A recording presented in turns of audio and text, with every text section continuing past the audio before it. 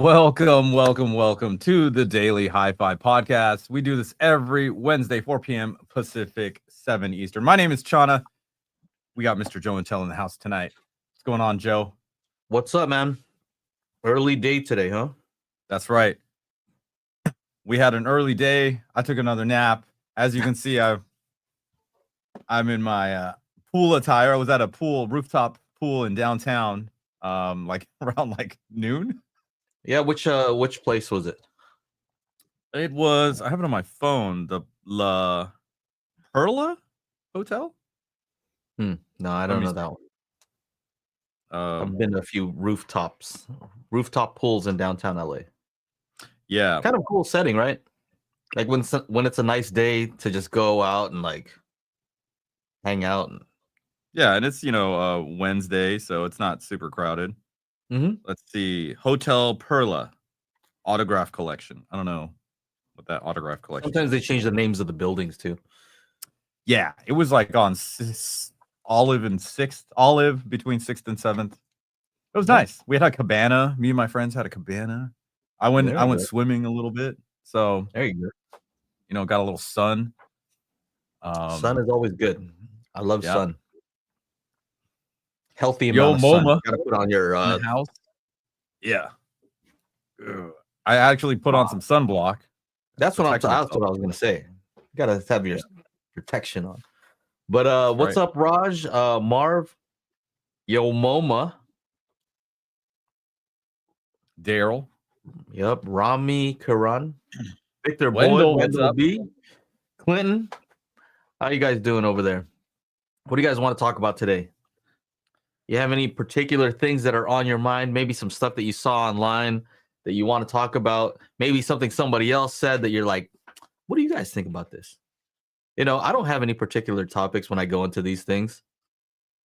We're just going to talk about, whatever's going on in our lives, things like that. Today. So if you want us to keep on topic, you guys have to keep us on topic. Otherwise, we're going to talk about rooftop parties. That's right. Well, as far as DJing here in LA, I'm starting to get kind of connected in with the people that are throwing the parties. So, it's like networking, going meet. Oh, you're cool. Okay, let's hang out. Oh, okay, you need to fill up some slots on your pool party on Memorial Day. I'm there. Right? Yeah. What time? 2 p.m. Great. No late nights for Chana. Yeah, so it's a little bit of that, a little bit of just hanging out, enjoying, this. I thought we were in summer, but we went back to like some weird thing over the weekend where it's like it was all dark and cloudy, or not on the weekend, on like Monday, Tuesday. Yeah. So yeah, I think I had a dream actually last night that it was like earthquake weather. You know what I mean? Earthquake weather. What does that mean? You know how it is when it goes from like hot to cold right away. Oh yeah. We call that earthquake weather. I don't. You heard about it briefly. Sunday night we had like 12 people at my house for Mother's Day dinner, and sure, wouldn't you guess, the power goes out right at like 6:30. I go on to Edison to see about the outages, and sure enough, La Cañada Flint Ridge, there's an outage. Now, weird part is all the houses around us have power.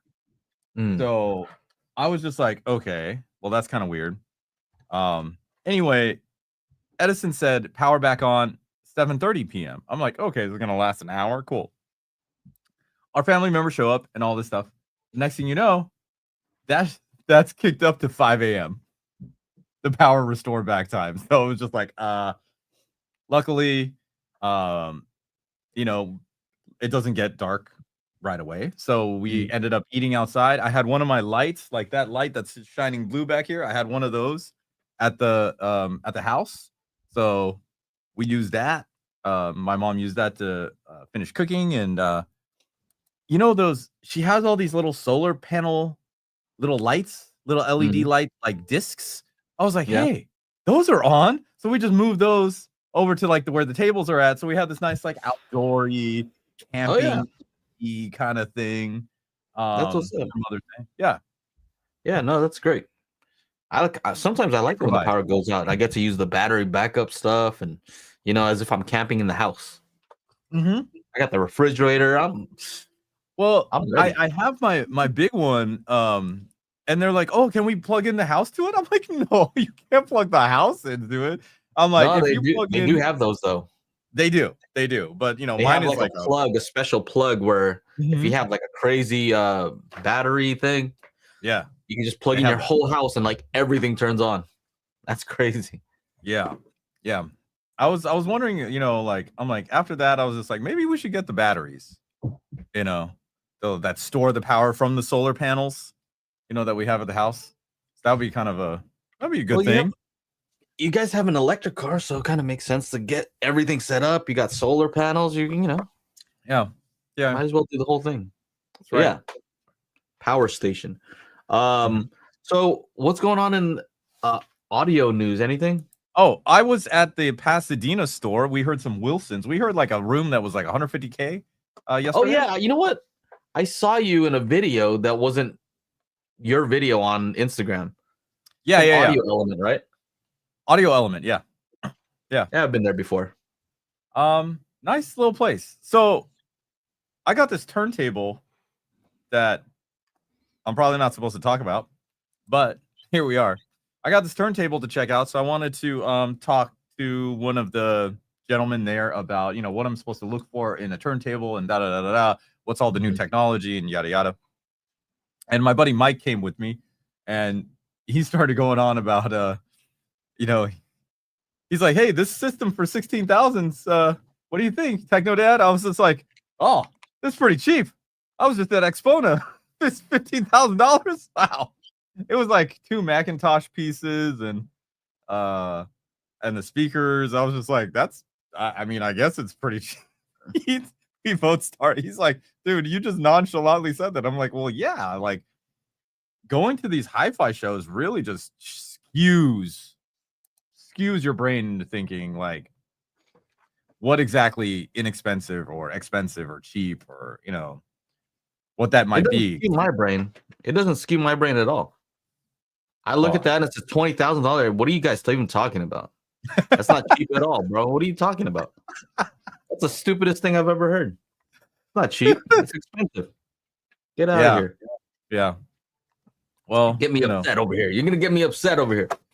Let's get Joe upset. Everybody wants Joe upset. That's pretty cheap, guys. No, it's not. Yeah. That's pretty expensive. Yeah. No, I agree. Actually brought some vinyl from there. Can you guess which vinyl I got, Joe? That looks like that one with that weird bass note. No, the one that does like weird bass. They didn't have a whole lot. Well, this is Coldplay. Coldplay. Oh, okay. This is just for me. Okay, now, yeah, that makes sense. What are the 3 songs that I would play, Joe? I would play like 3 songs when I'm reviewing speakers. 3 or 4 songs. What are they? I don't know. Something with like that hot treble. Oh, they probably scoffed at that. Yeah. Okay. Yeah.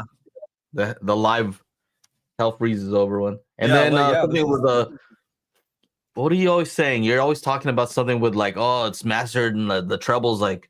Oh, that's the Florence and the Machine. They don't have that. Oh, okay. But nice little shop there. They got they have some good options. They have an option that's $250, then it gets to $300, and then it gets like higher and higher. Until actually, I went in there a long time ago, actually. Maybe 3 or 4 years ago. I was in there. And I told them what I did. I have YouTube, and I don't think they were really interested in anything related to that. But they did. Yeah, maybe they are now, right? Maybe they're interested. Like, the gentleman I spoke to was real nice, and then my friend wanted to like do collabs with them on Instagram because he does a lot of content and stuff. And there were some records there. He was all silly. I'm talking to the guy. He's like, "Yo, man, take a picture of me." He was like, "What was it? It was like DMX and Dr. Dre like records. You know, Did they so still have a carpet, like a rug on the wall? I remember seeing a rug on the wall, I don't remember that. like as a sound absorber. Anyway, Uh-huh. did they have the Wilson? I think did they have Wilson speakers in their demo room? They did. They had in the main room, they had Dine Audio. They had a lot of Wharfdale. Do I have video of it? I do. Hold on. Yeah, Let me that make makes sure sense. this video. I didn't remember seeing some Wharfdale stuff before. Yeah, so they do a lot of MoFi. So they had that MoFi turntable, the Fender one, right? That's like 3,500 or whatever. They had some Macintosh gear. Their main system was like, I don't even know those brands, right? Other than the Wilsons.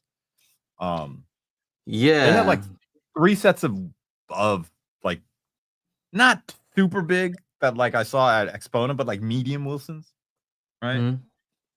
Overall, Yeah. the guy was super nice. Answered all my questions and what do you call it? I was trying to we had him play the Daft Punk record on the Macintosh and the Dyn Audio setup, that $15,000 or $16,000 setup. Mhm. Yeah, sounded pretty good from what I could tell in that room, but I think I the remember main the room, demo room last time. I'd have to go back because we probably did a Daily HiFi podcast after I got back from that thing. But I think the speaker was like one of the like woofers sounded blown on the on one of the Wilsons. Like I was playing some bass heavy stuff. I asked them to, and like it gave like a weird like sound when the bass. I was like, "The heck is that?" here's my buddy. I'm all talking to the guy. He's like, "Yo, man, take my picture." Like NWA and Snoop Dogg. It's great. I think I have a video here of just going straight through to where'd it go? Here it is. 36 seconds. All right. You can get an idea. I'll have to mute it so that we don't get hit with copyright. So we have the Dyn Audios and the Wharfdales, more Dyn Audios. There's the Macintosh turntable and the pre. There's your boy. And then yeah, Cool. we have a nice little selection of turntables here. Let me see. Keep going. What else you got? There's some Wilsons. There's a rug on the wall, bro. What are you talking about? Where wait, was it there? Holy shit, there was. Okay, I didn't notice it. Totally didn't notice it. More Wilsons and Dyn Audios. A bar for the after. He said that's for the after hours. Yeah, And that's we the got to same listen to one this. that I was in. Yeah, when I was there, they had like some big silver ones that were off to the side.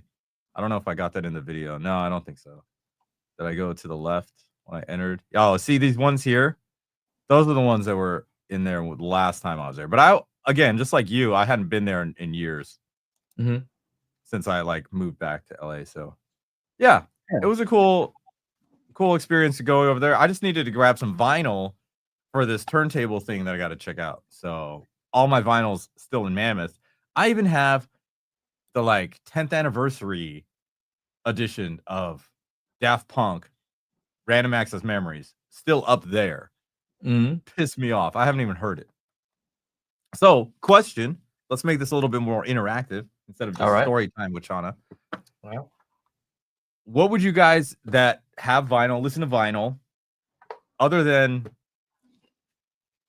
some jazz, what would you recommend I purchase on vinyl to check out this turntable with? I think that's pretty easy. What I would say to you, Nora Jones? No, just get an album that you like all the songs on. That's Because a tough one, dude. I know, but that's kind of how it is, right? Like you're gonna throw that thing on, and you're not gonna be skipping tracks because it's a pain. Oh, let me find where the thing is where I can go to the next track. Like you're just gonna let it play, and that's it. So, get an album where you like most of the songs. Yeah. You like the Daft Punk one? Would you like most of the tracks on there? Yeah. Yeah. But I mean, I bought it twice. I don't buy it again. Well, you're gonna buy it again. The one with the helmets, that one. Yeah. You're gonna buy it again, guaranteed. All right, which website is the best website to buy vinyl from, you guys? I don't know, man. Come on, Joe. I don't I know thought these you were things. I don't Mr. know anything Hi-Fi about guy. vinyl. I think it's supposed to be like you're supposed to go into a place and like discover some new music and talk to the owner. Dude, I don't have and time for that shit, bro. Yes, Like, you let's be do. real. Yes, you do. No, I don't. Actually, Yeah, I gotta get this thing done. Maybe later on. yeah. Well, I don't know. Go to warehouse. warehouse. Sure. I think they have some records over there. No, what's a place in Hollywood? Amoeba? Is that place still Is that around? still around? I don't know. Maybe you can be a hipster right over there. Looks like, I mean, there's a website. Yeah, there you go. See?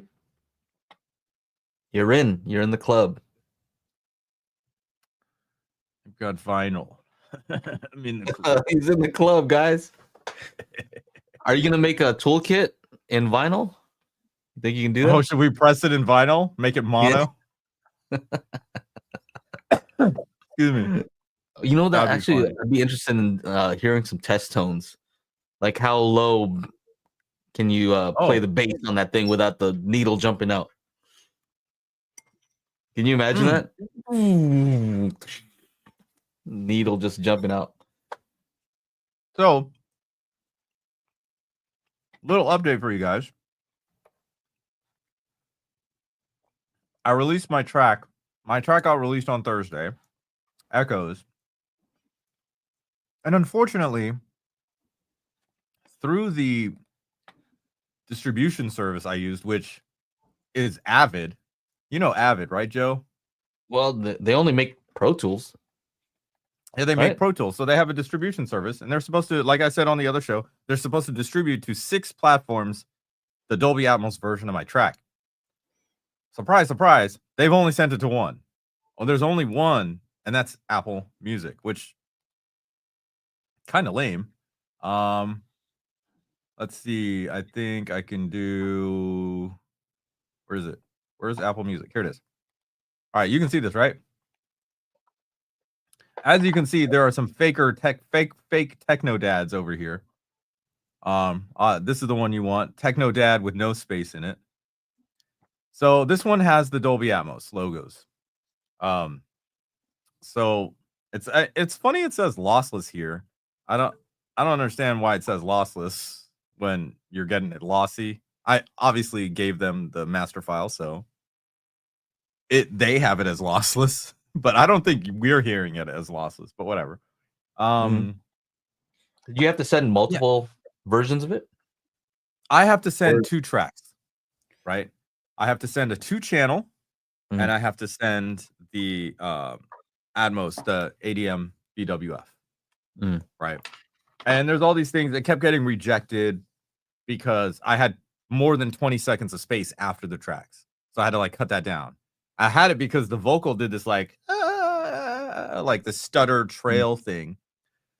So come to find out, big shout out to Chris from Acoustics because he's been on the phone helping me figure it out. Amazon Music and Tidal are also supposed to be having it in Dolby Atmos, but they don't. And it's disappointing. However, it's all a learning process. I signed up with a different distributor, so I might have to. Oh, okay. Oh, Big Jack, awesome. Oh, I see what they're doing there. They're playing a little bit of trick. That's a little trickery right there going on, huh? Yeah. So Atmos is going to be lossy, but the 2 channels lossless, so they can say lossless and Atmos right next to Dolby Atmos at the same time, right? But it's not both. One or the other. Sneaky. Sneaky. So I made a mistake, and I told you about it, Joe. I made a mistake, but it was actually quite ingenious and sneaky on my own part. Excuse me as I charge my watch here. So I forgot something, and we called it a little Easter egg, right? I forgot to put the vocal stem into the Atmos mix because I was kind of rushing. Now, the interesting part about it is that when I go to listen to the track, and so I went to soon as it was released, I went to Lucid across the street because they have a Lucid that has Dolby Atmos in it, and I wanted to hear my song in the Lucid, right, in Atmos. So I go over there, and they don't have Apple Music; they have Tidal, and so we get a Tidal account up and running or whatever. I go to it and I listen and I fast forward to the 1 minute and 30-second mark, and you know what? I heard the vocal. So the vocal is in the 2-channel. The vocal is not in the Atmos. So I can tell right away which file is being delivered on whichever device. Crazy. Right? Isn't it? Mm-hmm. And of course, like, this mistake means now I can actually, or I or anybody else can test to see what they're actually getting if they're supposed to be getting Atmos, right? So every single time I went on to Tidal and Amazon Music, I would hear that. I just fast forward to 1 minute 30, and then I would hear that vocal come in. I'm like, nope, this is not it. Right? That's crazy. Yeah. Yeah. And none of this has ever happened before because there's been nobody crazy enough to release something and have one thing missing from each deal, right? Like, I'm surprised they didn't catch that and say, hey, these are different. Well, I mean, it's not like a label. I'm not part of a music label. Although I just started one, got a new website. I think I just made two new websites in the last week. Oh my gosh. So that was one thing interesting that I learned. The second thing is that I don't know if you know, but when mastering engineers master the tracks, they cut off the bass at 30. And they might cut off the highs at like 17 or 18,000, right? They rarely do they take it up. And that's just so that, for radio and everything. But now we're in digital, bro. And like, I didn't master that 2-channel. So the bass on that goes all the way down to 15. As it should, though. As it should. Right? Why make right? yourself worse because some guy's system can't play it? Let it do whatever it's gonna do, and if they can't play 15 hertz or if it's gonna blow up their speaker, it's not your fault. Their system should have protection. So again, this is another like interesting learning experience where we didn't know that was happening. That you can actually send full range signals, and they'll play them back on these platforms. But now we know. Yeah, now we know. Amazing. Well, there's some pink noise tests and stuff like that are on some of these, and so you can tell does it go all the way up to 20 kilohertz. That's kind of a boring test, though, right? Yeah, having it in a song is much better, even though the song doesn't even become complicated and crazy or amazing. Mm-hmm. But interesting stuff I learned in this whole process. By the way, I don't like Apple very much right now. Like, I like their products. I'm using their MacBook. Yeah. But did you see the new ruling? That? You see the new ruling? What's that? So this is kind of unrelated to audio, but in some way I'll show you how it is for me. Well, I guess, they didn't allow developers to use a different payment processor.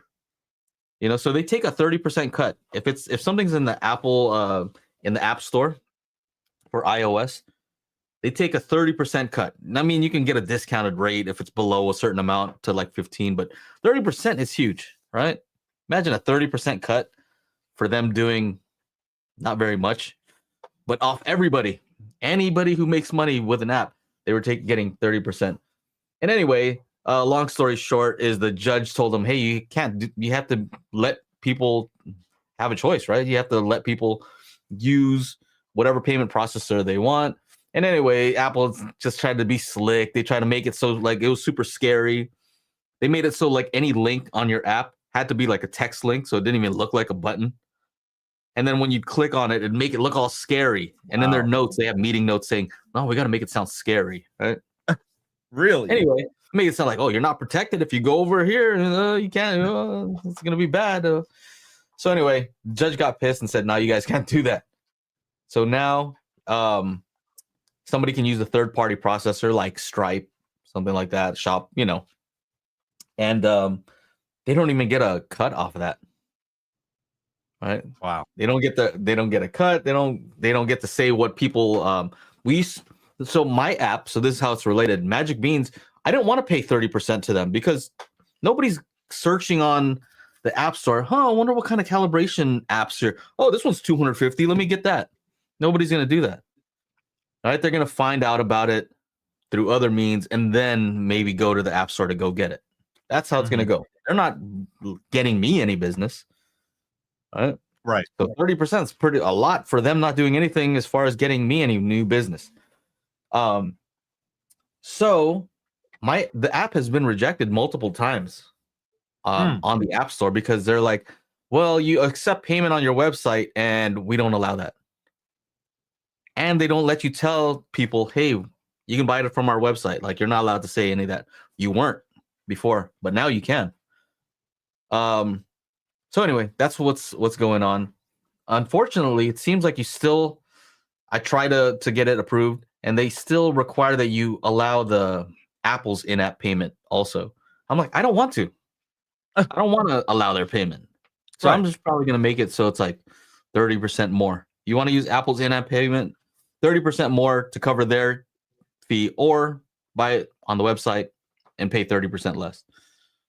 We'll see if they approve that. They might say no. But that's the deal. That's what's going on with on that front. I saw this article actually right before we got on here. Did you see this? This got recommended to me. I don't know how old this article is, but this is from T3. What is T3? Is this like a what is it? I don't know what this website is. T3.com. T3? But they talk about this, like this company. Different time of Terminator or something? Yeah, T3 Terminator. ASCII Lab. And these are some of the speakers they make. And they're basically just saying, what is the name of this article? When science meets hi-fi, every detail in these speakers has been measured. And I thought I already knew. I figured it's probably on the Clipple. And that's what it is. They're throwing stuff on the Clipple. Wow. To do their measurements. I mean, the speakers that measure well? I would assume if you're going to throw it on a Clipple, you're not going to make a speaker that's like, oh, measures bad, let's go for it. But yeah, they said the scanner system made by Clipple makes it possible to prototype much more quickly. They talk about how they use a finite element analysis, FEA. Mm-hmm. These are all things that have been done, but it's kind of cool to see this company doing it. I think, what did it say?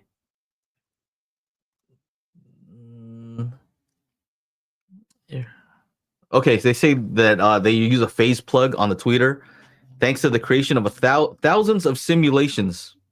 So I guess they simulate it and then actually throw it on the Clipple and see if it's doing what it's supposed to do. And the price on them, $1,200. I don't know. Speakers are available. I don't know if that's each, but I guess we can look at their website.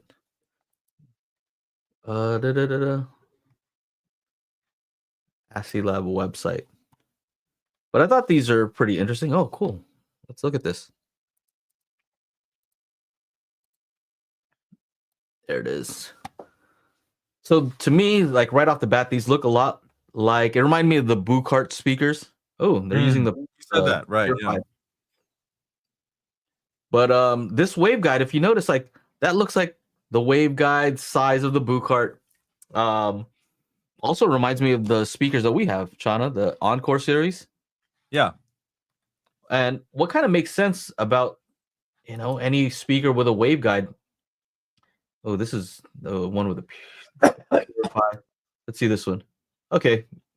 $935 a pair? Nah. That's pretty good. $935. What do you mean? That's what it says right here. $935 a pair. I thought you said it was like $1,200. I don't know. Maybe this is a different one. These look pretty cool. Here, what the heck? I'm not saying these are cheap. I'm just saying, like you were saying earlier, relative to other things. No, these are pretty cheap, dude. Inexpensive, right? Dude, it has a passive I'm radiator. not running out to buy them, but it's got these So it has. So what I look for is I look for a waveguide that's similar in size to the actual woofer, right? Just as a That's like general a rule of thumb. Dan Romer design, isn't it? Yeah, I mean they do look similar, right? Because it's probably correct. At the end of the day, you want the waveguide to be similar in size to the woofer. driver to Yeah. have a smooth handoff when it comes to the directivity. But these look pretty cool. And on the back, they have that passive rear. Well, dang. Kind of curious to see. Let's see. What do they have here? Yeah, send me some of. Oh, look at check measurement data. Oh, Clipple NFS. So these, NSFW and oh, FS. they link directly to the what? Oh, this is on Audio Science Review. Hold on a second. I just clicked on that. So I clicked on the link and then it just sends you here. But these are not the same ones. These are different ones. These are you're using the Purify and then the two passives on the side. Dang, look at the directivity though. That's for the tweeter. Okay. Oh, look at that. Look at that directivity. Yeah, it's a lot of humps over there, Joe. Yeah, this is all. Yeah, okay. This is not all the. Oh, here it is. Here it is. This is that one. Okay. All right. Looks good. All right. So they looks like they're doing like a constant directivity thing, right? So instead of this kind of sloping upward above 1.5K, it's just flat. It kind of reminds me of the Gedley speakers. I'm not familiar. The Gedley? Yeah. The Gedley. There we go. Speakers. Yeah. Anyway, it's Earl Geddes. He has a speaker. So anyway, yeah, these look like a I don't know if I would have went for that though.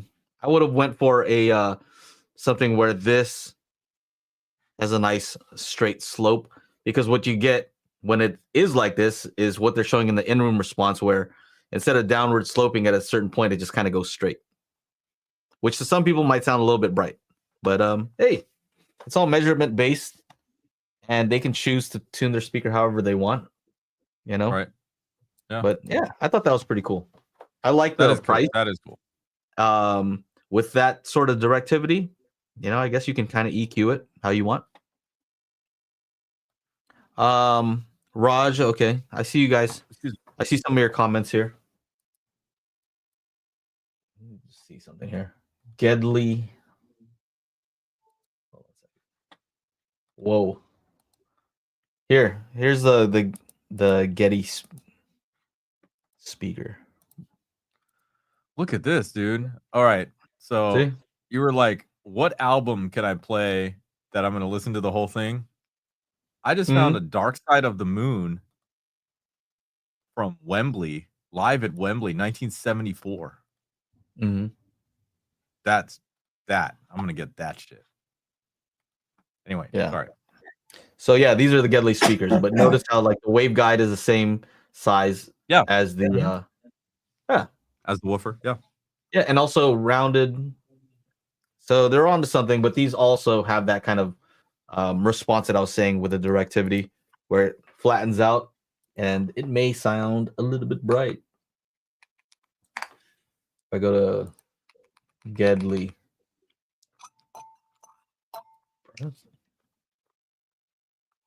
Okay. I'm looking at Spinorama right now. Spinorama ASCII Lab. ASCII C5 C6B. Yeah. Yeah. You can check it out on spinorama.org if you want to take a look at some of their other ones. All in one place. What else? So there's a couple of starred. Let me get Daryl. I have no idea, bro. I have no idea. It's like I'll have to like research it a little bit and then see if I want to pull the trigger based on what other people have said about the vinyl, right? I did go ahead and just pick up that. Damn it, Joe, I hate you. I picked up the Daft Punk. So of course you did. It's coming tomorrow. Let's see here. Roz, Joe and Tell, what's your favorite speaker brand out of everything you tested? Just wondering. I think you kind of just said the pieces, right? What are a good what's the characteristics of a good speaker? Something with the waveguide that is the same size as the woofer? All right, I'm gonna have to let's see here. Is this gonna load? So I have this site that I still update once in a while. The leaderboard? Yeah, speakerleaderboard.com. I haven't heard you say leaderboard in ages. I say it. I just don't show it. You know, I don't show myself putting all the stuff. But like best. So I have the Arendelle 1723s. The bookshelves actually measure better. They have better directivity than the Bookshelf S, the 6.5 measure better. The Philharmonics. Let me back up. I'm going too fast. They measure better than the towers when it comes to directivity. Right, so that means they're more EQable, blah blah blah. Right. These use the 8-inch, 3 8-inch, and it's an MTM, which kind of does some things to change up the directivity. I like the Philharmonic BMRs because they're super wide dispersion and good directivity. I think they look awesome.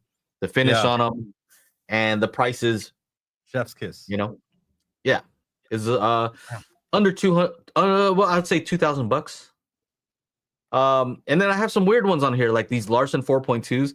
I don't know that they measure extremely well, but I like the fact that they were meant to go up against the wall, and they did stuff to kind of use the fact that they're up against the wall to enhance the bass, but also to reduce the reflections off the back wall. You know, taking out a lot of the variables when it comes to speaker placement and how they interact with the room. So I thought those were really cool. And then, but weird speakers. I like a lot of bass, and these had a lot of bass because they were near a wall. And then the Denson 85th anniversary. So like these are old ones, you know. And then for studio monitors, I like the Kali audio stuff is always good. So all these things I think measure pretty well. If you're to see a lot of these, maybe not this one so much. But I like it for other reasons aside from how accurate they were. Yeah. I'd say Kali audio for desktop. I also like these Atom audio ones for desktop, the D3Vs that I just reviewed. Mm-hmm. But yeah, if you want to check it out, Speaker Leaderboard. It's organized by price, right, and also like what it's used for. You know, right? Powered speakers for the desktop, passive speakers for desktop, towers, you know, stuff like that. So yeah, take a look. What else? Can you talk about how Magic Beans works?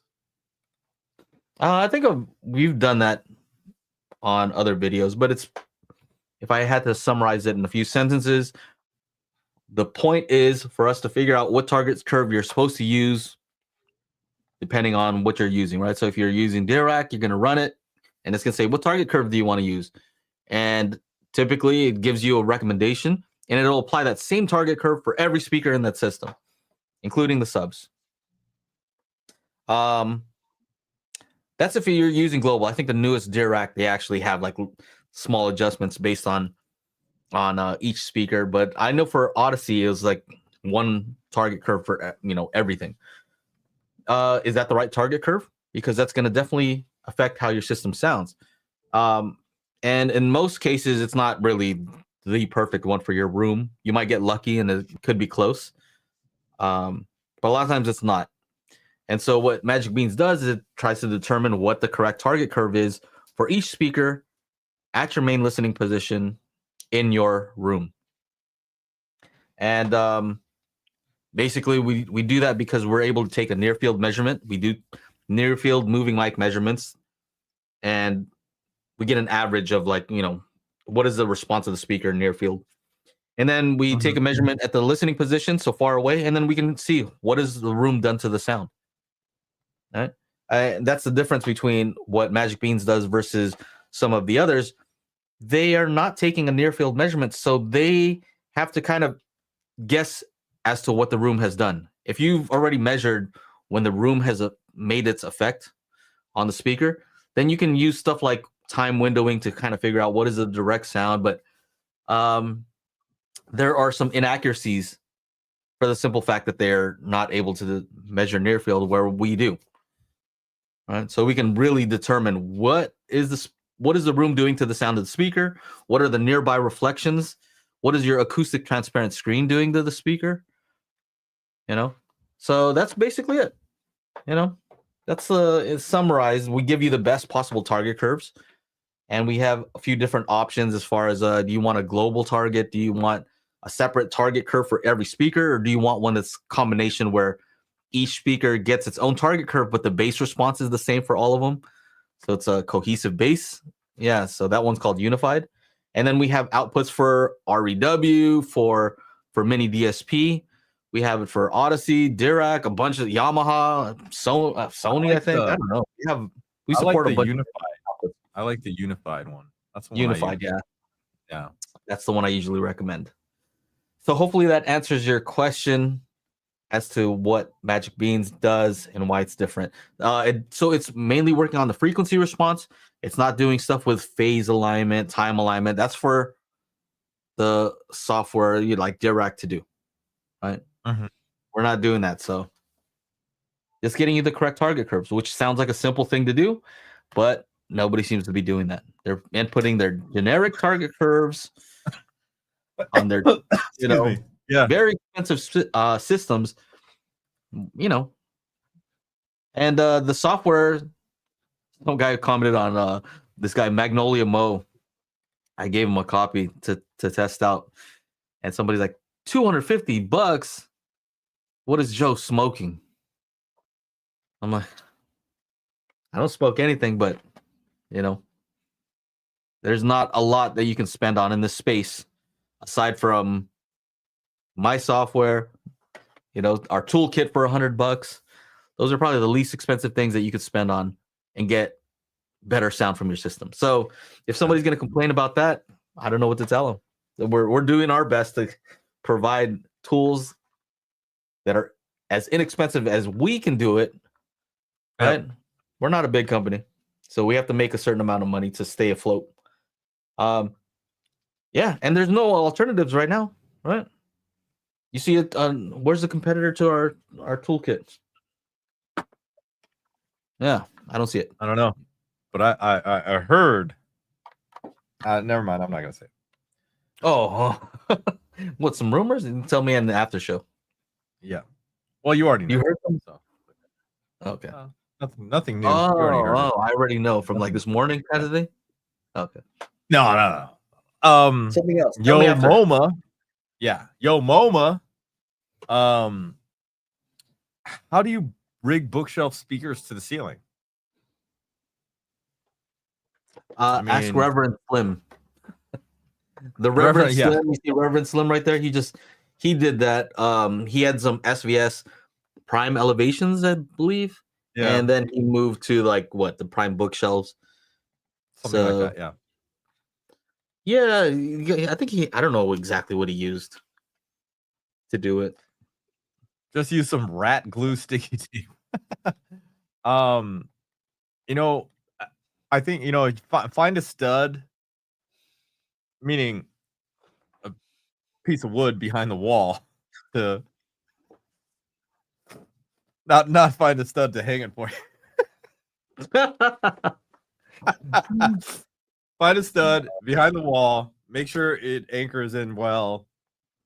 And, if you can get a speaker that's not like super, super heavy to go up there, that's great. But, we should just make one, Joe. We should just make a speaker. We just call it like the height speaker. Just call it the height speaker. No, don't tempt me, bro. I've already had this idea. I was about to make one with somebody, but then they turned out to be a little bit not my style. Let's do it for let's do a 6.5-inch concentric design. Who do you want to partner with before you tell? Who are we doing this with? Let's do it. We've already I made don't our know. toolkit. I have a calibration software. Might as well make a speaker. Who do you We want can to send partner it. with? We can send it off to Aaron. Yo, measure that fool. Not. He's not a fool. I'm just be like, yo, bro, measure that for us, and then we could just be like, yeah, look, measures flat down to 80. Has a nice. Have all the mounting stuff on it. Have a quarter 20 thread on the bottom, like these monoliths, right? Have a mounting bracket on the back, and just have options. Like there's a fucking huge hole in the industry, right? We knew that. That's why we created this. So why don't we just fill the Who do you hole? partner with? Who do you want to partner with? I mean, Kef would be like an easy one because they already do this shit. We just need it bigger. No, right? no. I mean, they don't want to deal with us. No, We yeah, have we're too to, small. we have to do something on our own. I don't know, man. Maybe Parts Small Express company. will give. What's Parts that? Express. Yeah. I don't know. We'll figure something out. We should do it though. Let me just think of who I'd want to partner with. Who do I like enough to partner with? Who wants to sell a lot of speakers? Yeah, exactly. Who wants to sell? Like, we just need something that's flat, neutral, good directivity, right? Reverend Slim says we'll talk in the after show. Yeah, I had a guy who actually develops a bunch of drivers, but dude ended up like, nah, I don't want to say. Wasn't my style. What else? What else? We have this one. Got a new center today. Best Buy is selling off demo speakers for many stores. Got a Kef R2 Meta for just under $800. Beyond thrilled. Awesome. Yeah, awesome. What does it say? The name? Yidbo Swede? So did you end up getting other Kef speakers? Like, so it says you got a center. What are you using for left and right? I'm kind of curious. I would imagine some Kef. That makes sense, right? Hope so. Let's see here. Wildstar asks, do you guys think it's worth it to ceiling mount some small satellites for Atmos on an 8-foot ceiling? They're from an old Def 600 system in a box. Def 600? Def Tech? In a box. Seems like good use. Only 2 Atmos channels right now. It depends. It depends on those speakers, because I used to have like some Onkyo home theater in a box speakers, and they were all right. It's a THX certified, but they're kind of cheapy. They're kind of booty. I mean, this might be what he's talking about. I don't know. Like, okay, Def Tech, yeah, it looks like it. I mean, this would be like a theater in a box kind of thing. I would say make sure that whatever you do, if you decide to upgrade to something else, make sure that you're not going to have to like make extra holes in your wall that weren't already there. Otherwise, I would say go for a better speaker right off the bat, right? So, depending on the size of your room, I think I'm using these monoliths. Oh, yeah, I guess you can't buy those anymore, huh? The compact satellites. I have, what else do I have? The Period Audio A5s. Those are what are they? Concentric? Coaxial? No, concentric. And I like those. But yeah, I would say if you're just trying it out, throw up some speakers and see if you like it. You don't have to go too crazy, and you can get better speakers later. What else? What other start comments do we have? So the Swede says he just got the R2 Meta, going to be Musician Night 1 for FLNR, as they have been compared to the Kefs, and they sounded more refined than the R3s. They had all manner of Kef R metas on sale if you check availability. Oh wow. All right. If anybody wants Kef, check out Best Buy. They're selling their demos. Yeah, I was gonna say, man, if they had a really good deal, maybe just try to get all Kefs, right? Yeah. Well, it's a demo sale, so you'd have to like call a whole bunch of different ones to try and get the ones you want, right? That makes sense. What's the difference between coaxial and concentric? So coaxial. Let's say this: all concentric speakers are coaxial, but not all coaxial are concentric. So do you remember those car speakers where you'd have a speaker and then a tweeter that was in the middle, and then you could rotate the tweeter? Right. So that means that they're coaxial. They're all like the tweeter's in the middle of the driver. But when you look from the side, right, you can see the voice coil of the speakers back here, and then the tweeter's like out in front. Right. So there's a little like stem or something, right? There's there's like a stem, like a plastic piece. Yeah. So it's not time aligned distance wise, right? Right. I might have said that backwards. Coaxial and concentric. I don't know. I think you guys will know what I mean after I explain. But the difference is that when you have a speaker where the tweeter is time aligned, like it's inset, right, where the voice coil is, then that means that the sound from the mid-range driver and the tweeter should be arriving around the same exact time because they're time aligned this way. Single source point. Source point 888. No. Yeah. But yeah, that's the whole idea. I get confused. Which one? Coaxial, same axis, concentric. There's also another term: coaxial, concentric, and anybody know what's the last one? There's another term. So reading it from the interwebs, coaxial speakers and concentric speakers are essentially the same thing, often used interchangeably. A coaxial speaker, also referred to as a dual concentric or a single source speaker, is a loudspeaker where the individual driver units, like a woofer and tweeter, radiate sound from the same point or axis. This means that the tweeter is mounted directly in the center of the woofer. So that's coaxial. Well, which one is point concentric? The point. So the single source is the coaxial, also referred to as dual concentric. No, that's not a coaxial. If you type in a coaxial speaker, then you'll see those ones from like car audio where the tweeter's all out. They don't call those concentric speakers; they call those coaxials. Oh, I see what you're saying. Yeah, show it real quick so people understand.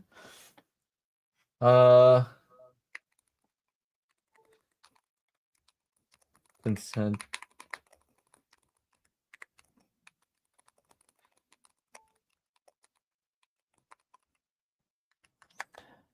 Yeah, so those are.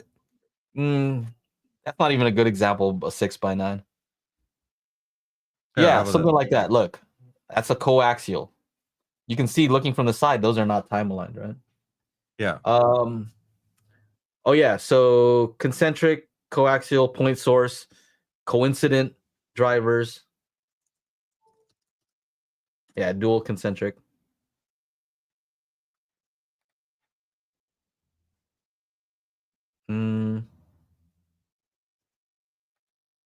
Yeah. I thought there was another name. Don't know. It starts with this. I'm asking Chat GPT right now. Chat GPT it. So says. Yeah, so Big Jack says concentric uses the mid-range as the waveguide, non-concentric coaxial speaker. Oh yeah, that's correct. Yeah. Okay. Compound driver. So anyway, yes. I'm trying to see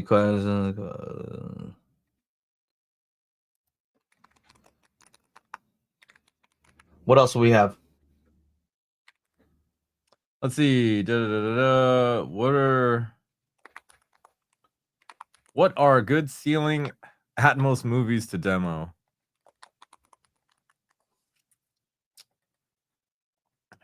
Let's go back to Joe's previous statement. Ask Reverend Slim. I can't even talk.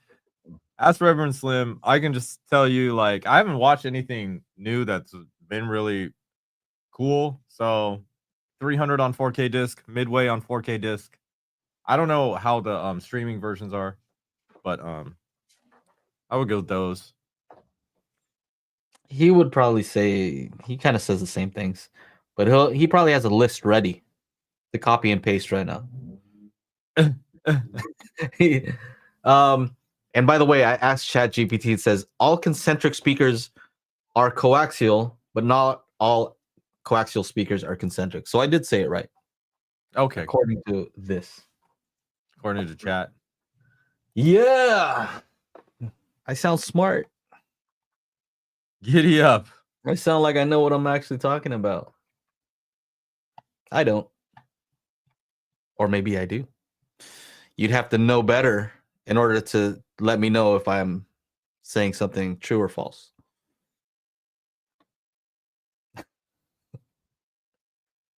Oh, here we go.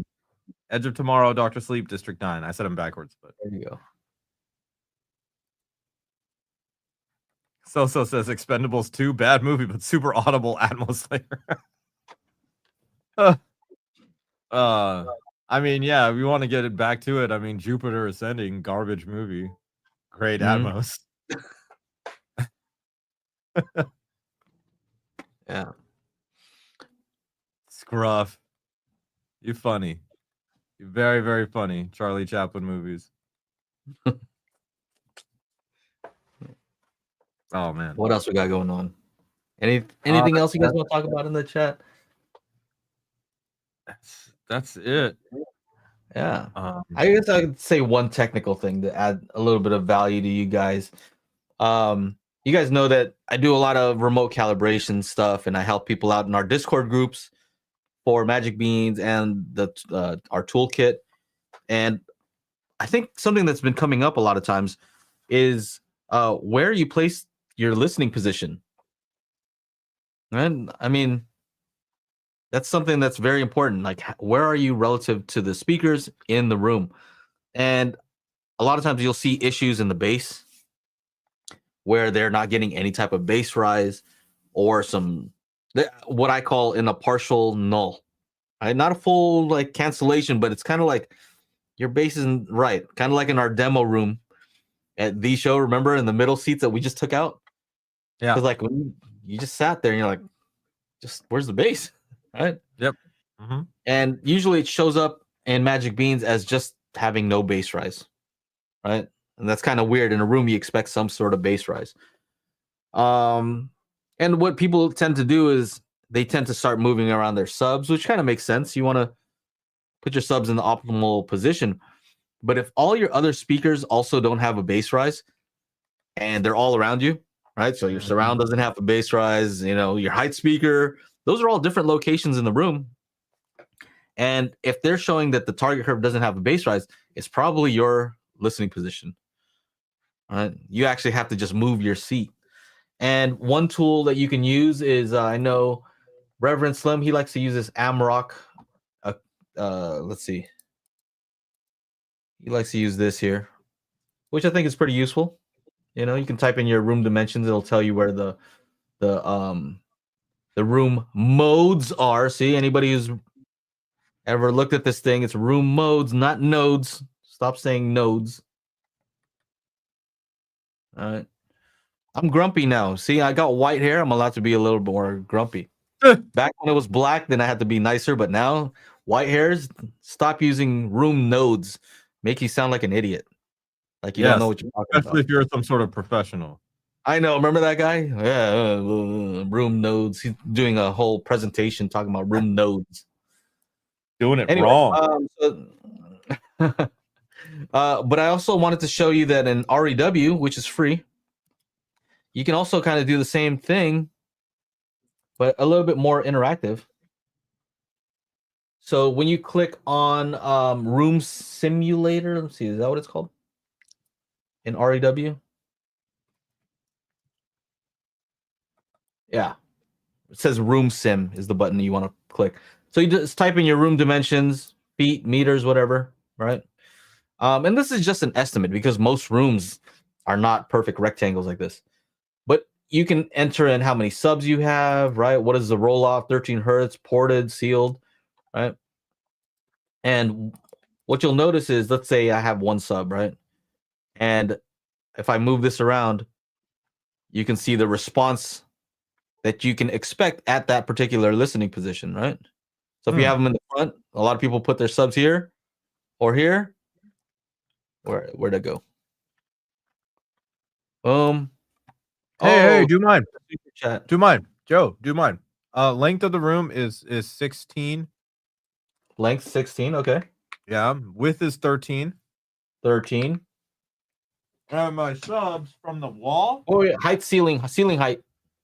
10. Thank 10 you, Rami Karan. Thank you for the $10 super chat. Appreciate you very much. Thank you for your support. 29-inch, 30 inches from the front wall to the back of the sub. Huh? I asked for your ceiling height. What'd you say it was? 10 foot. 10 foot. 10. Okay, 10-foot ceiling height. And I've actually done this with various people, and they're like, "Oh yeah, that is what I see in my room." So how far do you sit from the back wall? Let's say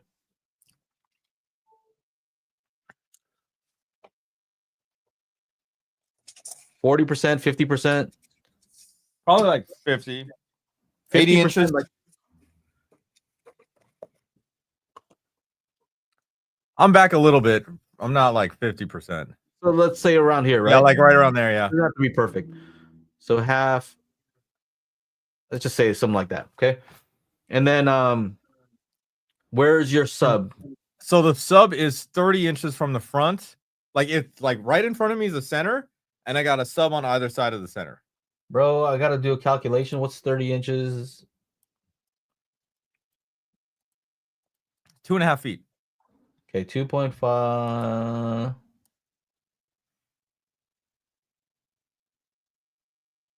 And from the back wall, and then where? There's another one like right on the like. Imagine a center channel tower in next to that, and then another sub on the other side. So there's like, it's like sub, center, sub. Okay, so let's just say if I added another sub here, something like that. So you're getting a weird response, right? Looks like, yeah. Unless one of these, oh, this is inverted. Never mind. That's why. Okay.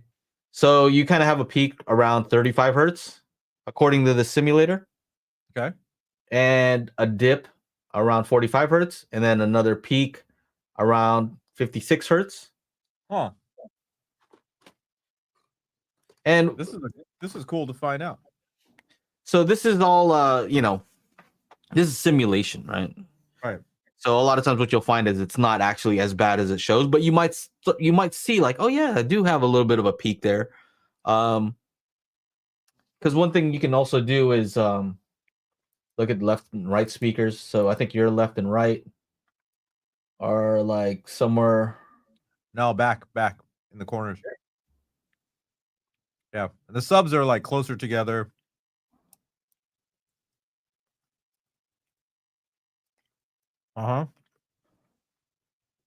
Something like that.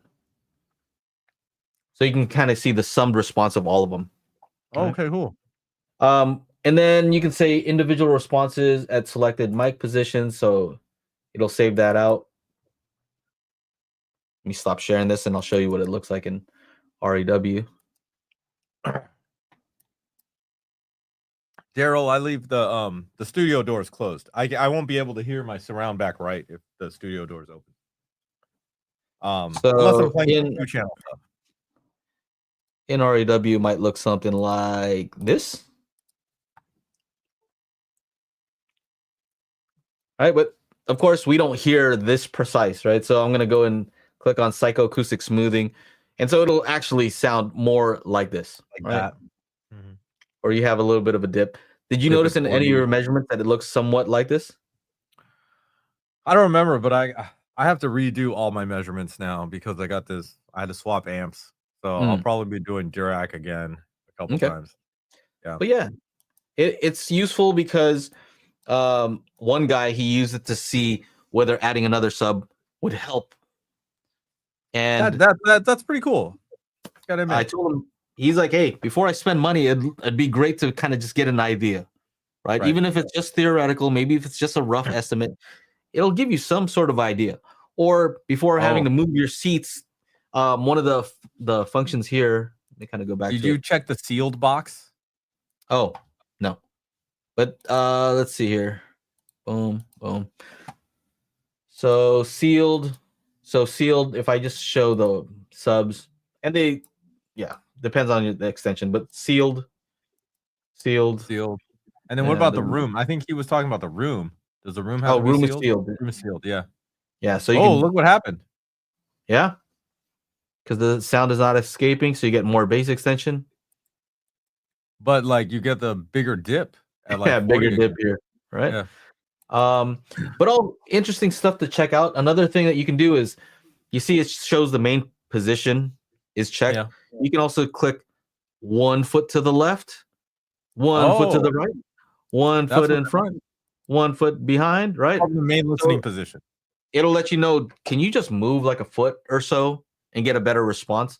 And according to this, not really. Not really. Yeah. None of these look that much better. On the front, like in the middle, is worse, right? Behind is probably better. Like if you have to just compare, this is where you're at right now in black. Yeah. And this is behind, you get a more bass response. Got it. As you go a little bit further back. Wow. Wildstar, thank you.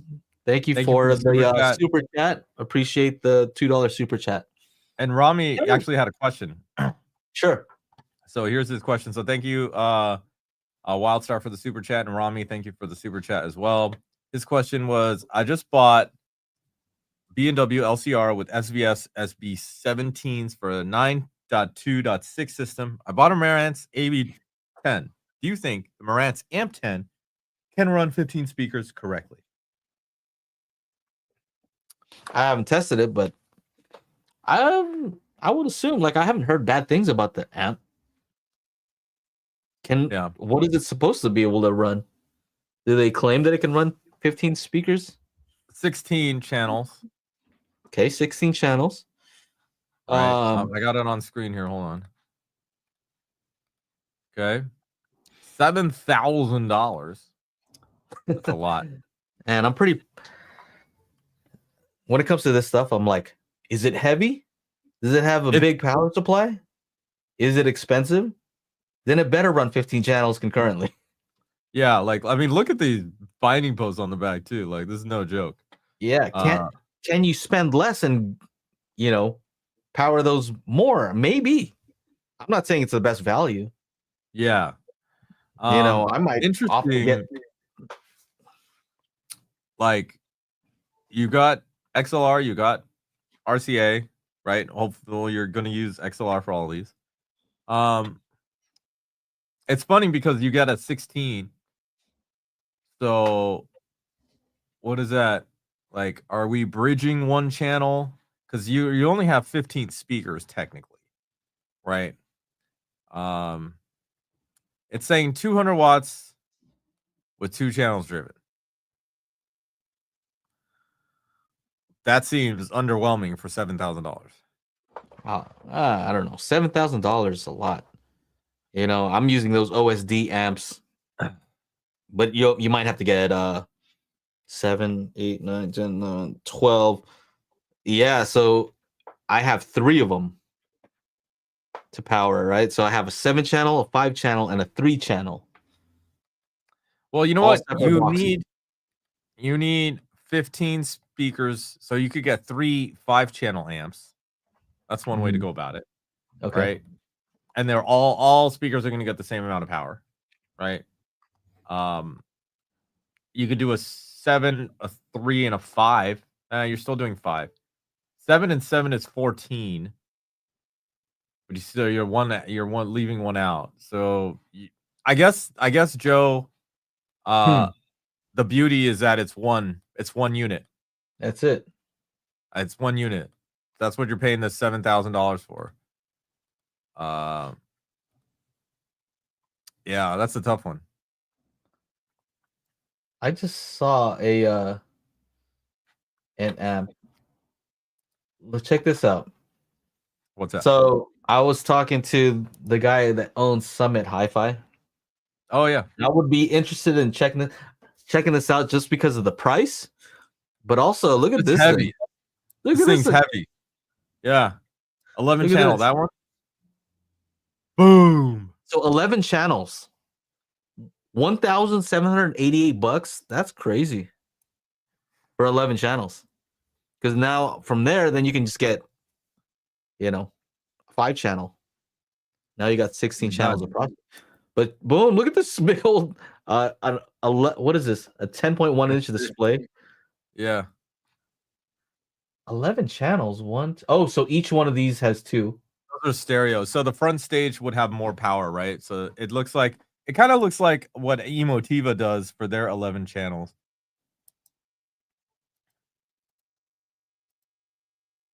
So they have what?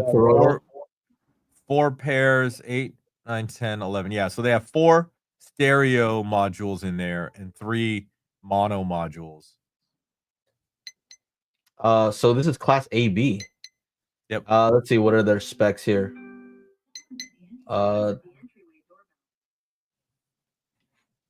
Peak power. I prefer not to look at peak power. So We got RMS. RMS all channels driven. Where's it at? All channels driven. There it is.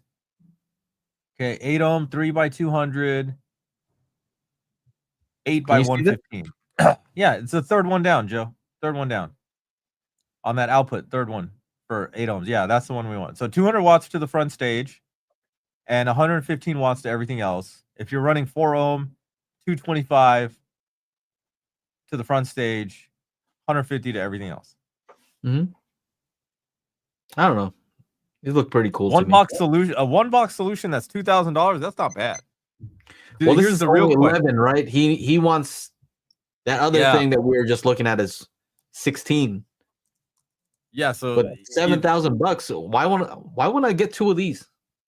And just have extra power. I don't know. More power.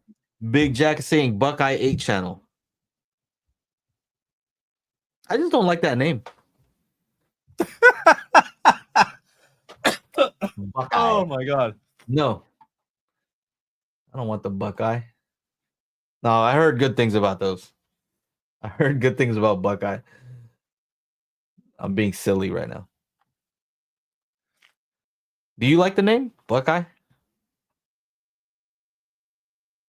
Huh?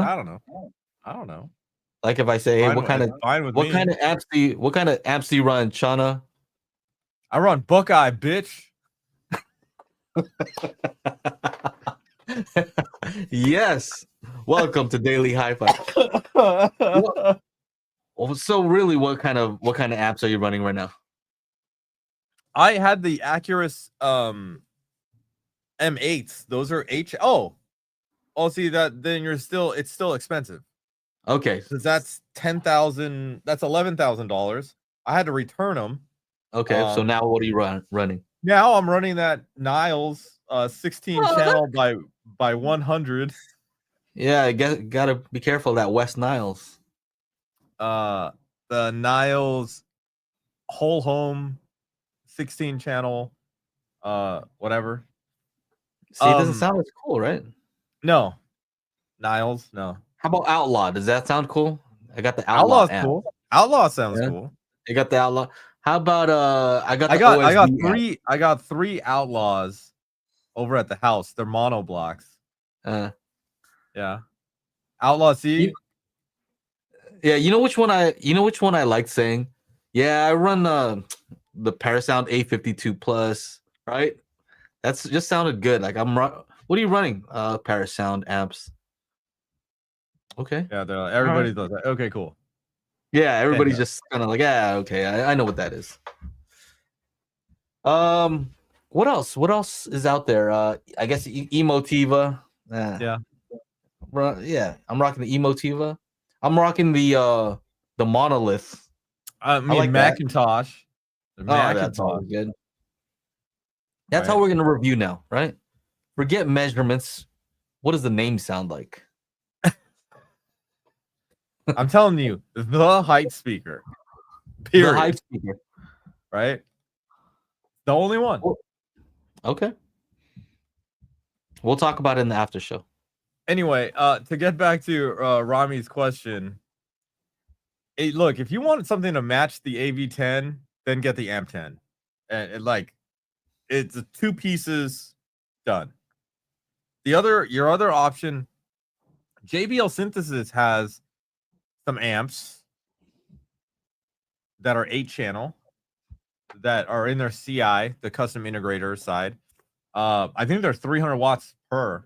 So you get 16 channels of that. You could even like bridge one of them if you wanted to bridge the center channel for some odd reason. You could do that. Use that extra channel. But then I think you're getting into like $10,000 again. So I think you hit it on the head though, right? Do you want it to be a single box solution that matches the look?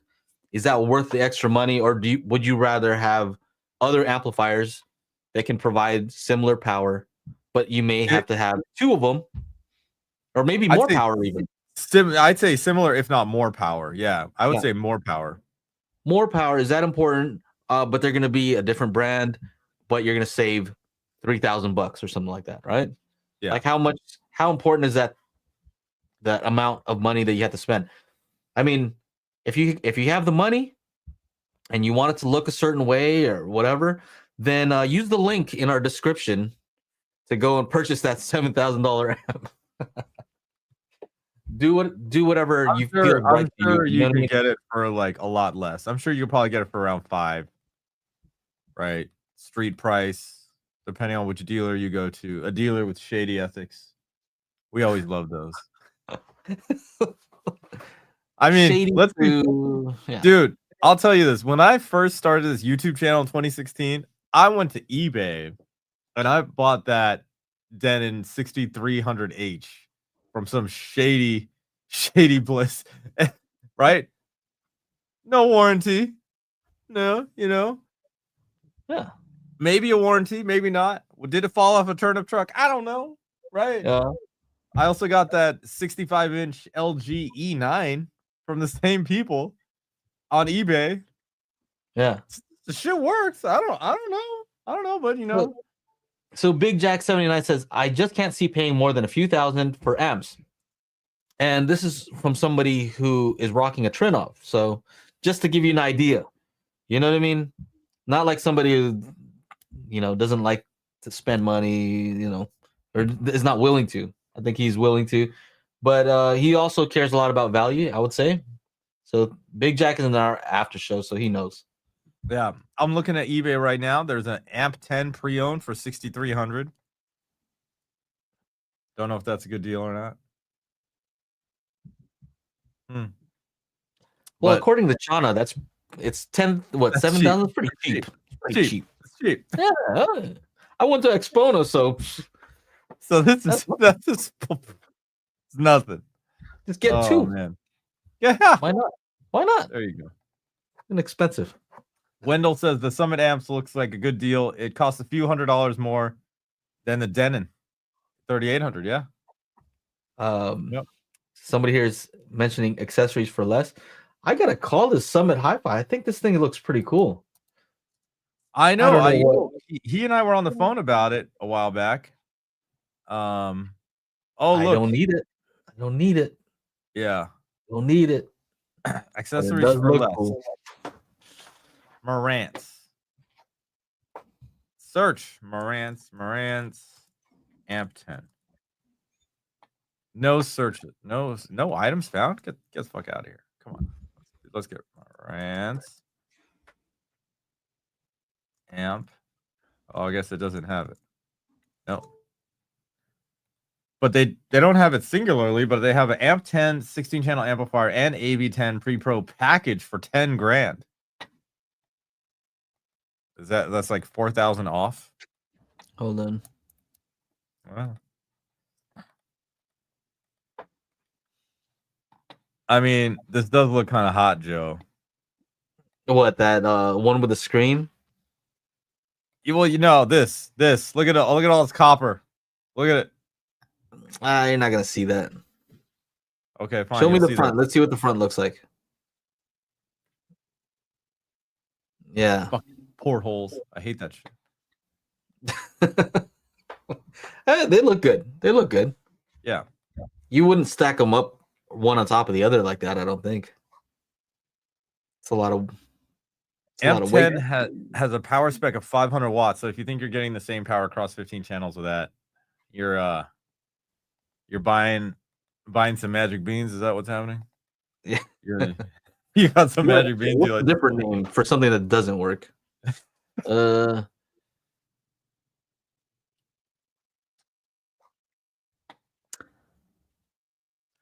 Yeah, so he's saying, if it only pulls 500 watts from the wall, even the caps for transistors, he thinks 7,000 or transients.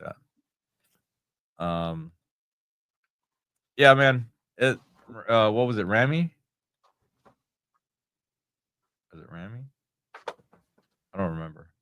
Yeah, it just depends on your priorities, right? Yeah, I think we'd all agree that maybe as far as like if your priority is to get the maximum amount of power for a given price, going with other ones where they're all maybe you have 7-channel, 5-channel, 3 channels, something like that, would probably get you more power just because there's just more space and they can put more bigger toroidal transformers. Yep. They're just more space. 15 channels in one box is a lot of heat. And like I think one of the things that when I interviewed the guy from Parasound, what's his name again? Forget. But he said that the one thing that they notice is that Joe Finn? No. That's an old school Parasound guy. No. Hold on. Who you said Parasound or no? Parasound, yeah. Hold on. Because I interviewed him a couple of times. Parasound. Oh, I know who you're talking about. Is it Richard? Richard Schramm. Yes. Richard Schramm. The old, the old owner, yeah. He was saying that the problem with multiple channels in one chassis is that they've really maxed it out at 7. So if we look at like, a 17-inch wide audio piece, I have an AV10 sitting here.